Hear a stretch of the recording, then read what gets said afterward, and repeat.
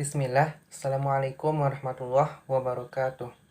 Alhamdulillahirrabbilalamin. Puji syukur kita ucapkan kehadirat Allah subhanahu wa ta'ala, karena atas berkat rahmat dan karunia-Nya kita dapat melaksanakan perkuliahan mata kuliah pengembangan organisasi. Selawat beriringkan salam tak lupa kita ucapkan buat baginda Nabi besar Muhammad Sallallahu Alaihi Wasallam dengan hantaran kata Allahumma sholli ala Muhammad wa ala ali Muhammad. Baik, pada pertemuan ke-13 ini kita akan mempelajari mengenai jenis-jenis intervensi dalam pengembangan organisasi secara individual. Di dalam materi ini terdapat 4 pokok materi yang perlu kita pahami dan kita pelajari. Langsung saja kita masuk pada materi yang pertama, yaitu mengenai T-Groups. T-Groups ini merupakan metode awal dari perubahan perilaku melalui interaksi sosial kelompok yang tak terstruktur, di mana setiap anggota dalam kelompok diajak berkumpul bersama dalam suasana yang bebas dan terbuka, di mana setiap partisipan mendiskusikan diri mereka sendiri dan proses interaksi mereka. Dalam kelompok T-Groups, atau yang disingkat dengan training groups, yang masing-masing terdiri atas 6-10 peserta, pemimpin kelompok yang terlatih membimbing peserta meningkatkan kepekaan terhadap orang lain serta keterampilan dalam hubungan antar pribadi. T-Groups ini menekankan pada proses daripada isi pelatihan dan memusatkan perhatian pada pelatihan emosional daripada konseptual. Proses pelatihan ini meliputi sebuah kelompok yang pada umumnya mengadakan pertemuan di tempat yang jauh dari pekerjaan. Kemudian kelompok tersebut mengadakan dialog yang mendorong untuk belajar mengenali diri dalam menghadapi orang lain. Mereka menyelidiki kebutuhan dan sikap mereka. Selanjutnya kita masuk pada materi yang kedua, yaitu coaching.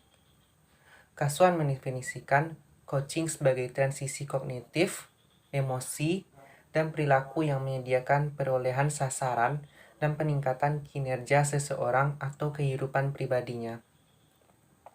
Coaching adalah suatu rangkaian kegiatan dengan tujuan membantu karyawan untuk dapat mengidentifikasi potensi dirinya, tujuan dalam karirnya, mengidentifikasi potensi masalah, serta mencari cara penyelesaiannya untuk mendapatkan kinerja yang optimal menurut Passmore tahun 2010. Tahapan coaching sendiri ada 4 menurut anggota Verbal Council, yaitu yang pertama adalah pada tahap awal disebut dengan awareness, dilakukan untuk mengajak cara pikir seseorang dalam mengajukan pertanyaan secara sadar dan tidak sadar, serta berhubungan dalam dunia tanpa ego. Yang kedua, tahap clarity. Melalui coaching, seseorang diharap dapat membuat identifikasi permasalahan yang nyata dengan fokus di sebuah bagian di satu waktu, dan dapat melepaskan perasaannya. Yang ketiga yaitu choice. Seseorang diharapkan untuk menahan keyakinannya dan menggali kemungkinan untuk dapat merubah diri. Melalui coaching akan tercipta hubungan saraf yang baru yang menaikkan cara pikir dan juga cara berperilaku yang baru. Dan pada tahap terakhir yaitu action, akan menghasilkan komitmen seseorang terhadap rencana atau latihan untuk membenahi cara pikir dan perilakunya. Yang ketiga yaitu materi mengenai mentoring.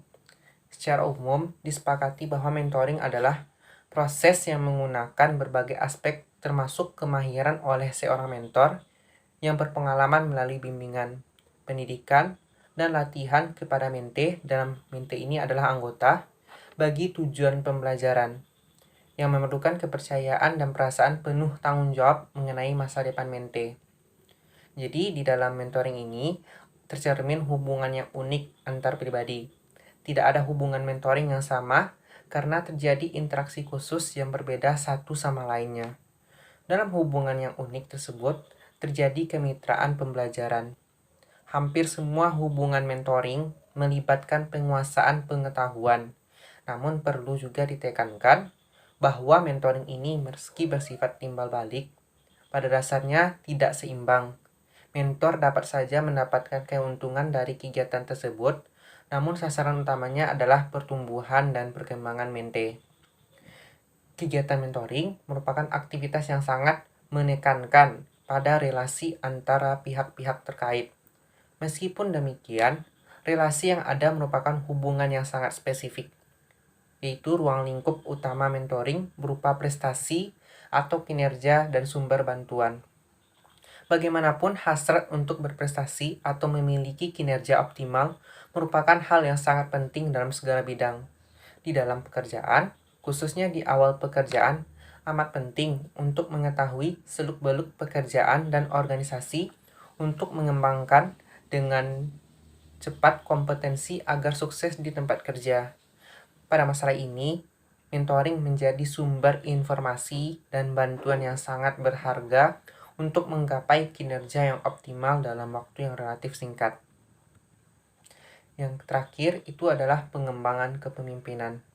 Nah, pengembangan kepemimpinan ini yaitu kecenderungan pengembangan kepemimpinan di suatu perusahaan ditujukan untuk mempercepat para karyawan masuk ke dalam suatu lingkungan baru di mana mereka dapat mengembangkan kompetensi dan kapabilitasnya.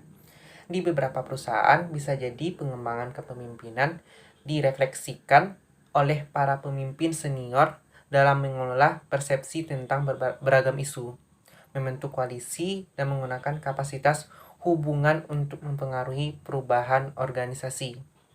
Dan semua dikaitkan dengan strategi bisnis perusahaan. Tanpa itu semua, perusahaan seolah berjalan tanpa arah. Ketika persaingan global cenderung semakin tinggi, perusahaan dituntut memiliki program pengembangan kepemimpinan yang unggul, yang mampu menggalang jejaring hubungan bisnis. Nah, demikianlah materi kita pertemuan ke-13 mengenai jenis-jenis intervensi dalam pengembangan organisasi secara individual. Terima kasih atas perhatian Bapak dan teman-teman. Saya akhiri, wabillahi taufik wal hidayah. Assalamualaikum warahmatullahi wabarakatuh.